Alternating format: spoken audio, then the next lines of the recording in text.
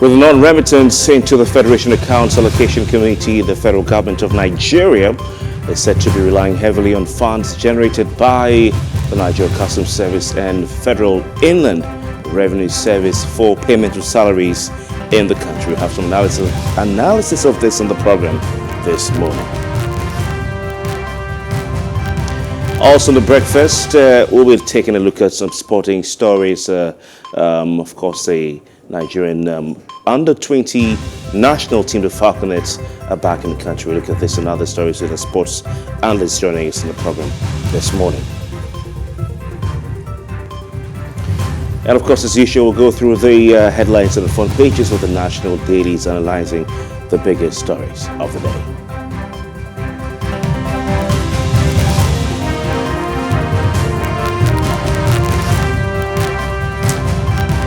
A very good morning to you. Welcome to the Breakfast on Plus TV Africa. My name is Kofi Bartels, and of course, we're back with the best conversations as far as issues in Nigeria and around the world are concerned. And of course, we have interesting list of guests lined up for you to provide great analysis of these issues today on the program. We'll start with our top trending segments, which is our usual look at the stories and the issues generating conversation in the social space. And of course, the first one we're starting with happens to be a certain gentleman who is known to be very, very, very vocal as far as the politics in Lagos State is concerned. Not just politics in Lagos State, but the politics of the All Progressives Congress. He is a known supporter of Asiwaju Bola Ahmed Tinubu, who is a former governor of Lagos State and now the presidential candidate of the All Progressives Congress. So this gentleman will have his attention not just on the politics of Lagos State and his support for the All Progressives Congress in Lagos State, but of course national politics. So he's become a national politician. His name is Musiliu Akinsanya, but Lagosians popularly know him as MC Oluomo.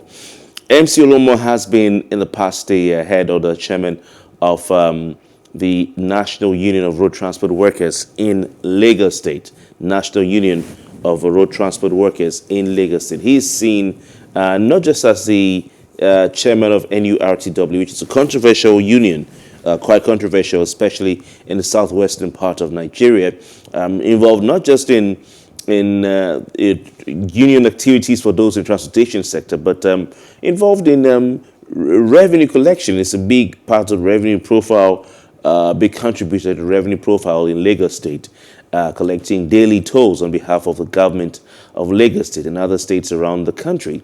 And then, of course, moving and veering into politics, working for politicians during elections. There have been some fights and everything. We know it's well documented. But MC Oluomo, before his man became the presidential candidate, was seen in a video strategizing with his men, his boys, on how to prosecute the forthcoming elections. Now he's made a statement saying that the presidential candidate of the All Progressives Congress, his boss, Asiwaju Bola Ahmed Tinubu, is selling. He's selling. He says our product is selling. MC Oluomo, after being removed as the chairman of the NURTW in Lagos State, and of course there was some infighting, people were shot and and all that. What the Lagos State governor did was to appoint him chairman Lagos State Parks and Garages Management Committee. Ably assisted by the former Commissioner of Police in Lagos State, who oversaw the NSAS protests and the police response to the NSAS protests. He's also there as well. So it seems that he's really, really, really a favorite of the Lagos State government. So he's saying our product is selling. He's saying our product is selling. This is the presidential candidacy of Bola Ahmed Tinubu. He stated this yesterday on Wednesday when he shared a video of two Caucasian ladies endorsing Tinubu. I think Oluomo has been enjoying his money traveling around the world. So he showed two Caucasian ladies endorsing Bola Ahmed Tinubu. It's about a 13-second clip. The ladies were seen wearing T-shirts with the image of Tinubu. It says our product is selling. Cool. Okay, so he's a staunch supporter of Bola Ahmed Tinubu and his political structure in Lagos State that has produced subsequent governors in the state, and he's always associated with the man. But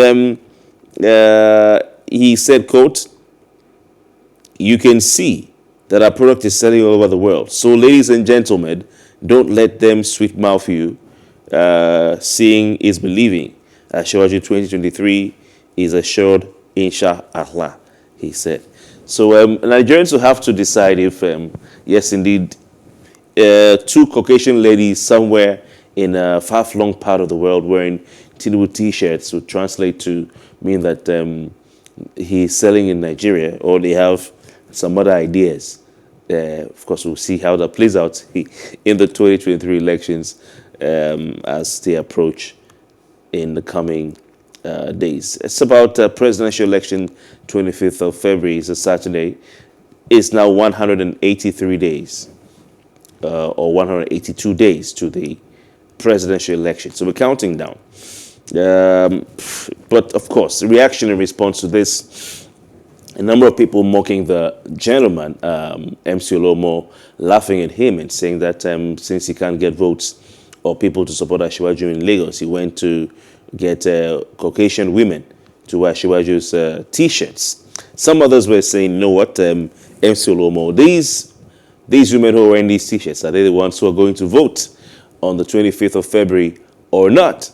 It's questions some people were asking. But of course, if he wanted to get people, supporters of Asiwaju in Nigeria, or who are Nigerians living abroad, he could have gotten them. But maybe it's a publicity stunt, something to just get people talking, something to attract attention. No publicity is bad publicity. All publicity matters. And so he's been able to use that to attract attention to what he's doing. At least news will get to his principal that MC Oluomo is working. He's working. All right, MC Oluomo, enjoy your money. Enjoy yourself. He's a family man. He shared pictures of his family, and he's a hardworking man. And he's done well for himself. So he's playing his cards well. He has to do what he has to do to ensure that he remains relevant in the political system. Let's see how it plays out. Will MC Oluomo and his foot soldiers of Agbero in Lagos State be able to, this time around, influence the election in favor of their candidate or not? I don't know. The Independent National Electoral Commission, they've said that this time around is a different ball game. You're going to have electronic transmission of votes, no incident forms, blah, blah, blah, and it'll be one man, one vote. But of course, we know that one of the tactics of these politicians will be, generally speaking, could be to chase people away from the polling units. So let's see how that pans out. Because if you chase them away in areas where you think you're losing, or you may have less supporters, then the chances that those who are your supporters or those who are voting in areas where you have a greater support will be the ones to vote. So we'll see how that pans out in the coming election. All right, let's move on. The Police Commission, the Police Service Commission Union, has declared an indefinite strike.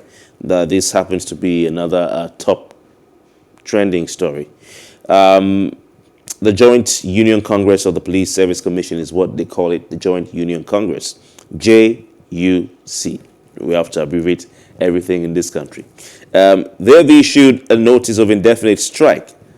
Indefinite strike. So we're not just talking about ASU UNISIC, for instance, or one other ASU branch or the other.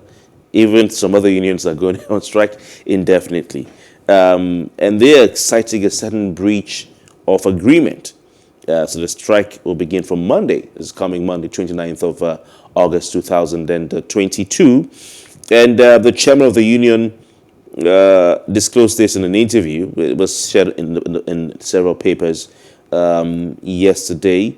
The notice is coming amidst a disagreement between the workers of the commission and the chairman of the Police Service Commission, Mr. Musiliu Smith, also the Inspector General of Police, Usman Baba, on which body should be responsible for the recruitment, promotion, and appointment of constables and officers to the police. So this whole back and forth, which has been on for at least for a couple of years now, IGP says, I'm the one who should recruit and promote and appoint constables and officers in the police. Police Service Commission says, no, Now the Police Service Commission workers, Joint Service Union, or what they call Joint Union Congress, are saying that they're going on strike over a breach of agreement. But this is coming amidst the disagreement between the workers of the commission, the chairman of the commission, and the IGP. Now, the head of the JUC noted that the IGP and other police chiefs in connivance with the chairman of the Police Service Commission have overruled the constitutional duty of the Police Service Commission. He also says the IGP has allegedly taken it upon himself to carry out the functions of the Police Service Commission in flagrant disregard of the Nigerian Constitution, a verdict of the appeal court, and the authorities of the Police Service Commission. So that's what's playing out over there. They're fighting for who will control what, and I think Nigerians have a lot of other things to grapple with. So if they say they won't go to work, well, we wish them the best. I don't know if that is going to be worrying you. How will that affect policing, day-to-day policing in the country? I don't know. If they stay at home, will it trouble you? I don't know. But I doubt that you'll be troubled as much. So I think we can allow them to go on strike. They are fighting for who will control what. I don't know why it's become such a fight. What is there to be gained? Is it just about the political or the constitutional provisions? Are they so interested in defending the Constitution? Both parties, both sides, rather. So let's see how it plays out. I think right now Nigerians have more important things to be bothered about. If it comes to strike, maybe we can look at the strike by the university lecturers, impending strike, a possible strike by resident doctors. Those are the ones that affect Nigerians on a day-to-day basis. This other one, about who controls what, I think they have a right to go on the strike, so they should please proceed. And we'll keep monitoring from this side, from a safe distance. If they go back to work, we'll also report it for you. While Nigerians focus on the important subject of ASU strike, I think that's what the Nigerians are concerned about. So we wish the Police Service Commission workers well, but for now, Nigerians want university lecture strike to be solved. All right, let's go on. The Nigerians in Diaspora Commission, they've been talking tough. I was asking some questions to certain individuals who were giving us information as to the Super Falconets and their plight in Istanbul, Turkey, where they had to sleep on the floor and airport floor and the chairs and everything. And I just said to Nigerian football journalist or sports journalist Colin Udo, you put up some information on Instagram. You didn't mention the Nigerian Diaspora Commission or Abike Dabiri. He says a lot. Maybe you're not expecting anything to come from there. But, well, the Nigerian Diaspora Commission is reminding Nigerians they're still there and they are still working. Sometimes it becomes a bit confusing to know what their role is that is different from the Ministry of Foreign Affairs, because, seems to be some faint lines that are being overlapped. I don't know. Personally, I'm just being honest now, myself. I sometimes find it hard to differentiate between the Nigerians in Diaspora Commission and the Ministry of Foreign Affairs, because, you know what I mean. But Abike Dabiri is a journalist par excellence, and we support her from this side. All right, we support her from this side. But she, yesterday, warned Nigerians, especially students, against traveling to the troubled northern Cyprus. Cyprus has been embroiled in some sort of situation with Turkey for a long time. Yes, with Greece, between Greece and Turkey for a long time. It's been an age-long. I remember when, even before Kofi Annan became UN Secretary General, there was always talks about Northern Cyprus and all that. And when Kofi Annan became Chairman or Secretary General of the United Nations, he still had to do some things about it. So it's been on.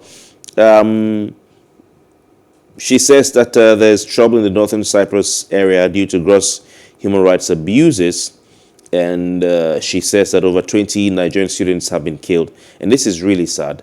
20 Nigerian students have been killed in the area despite warnings to the students to stay away from the place. So this is an age-long crisis, and it's important that such information be shared. It's important that such information be shared, and of course, people will be safe.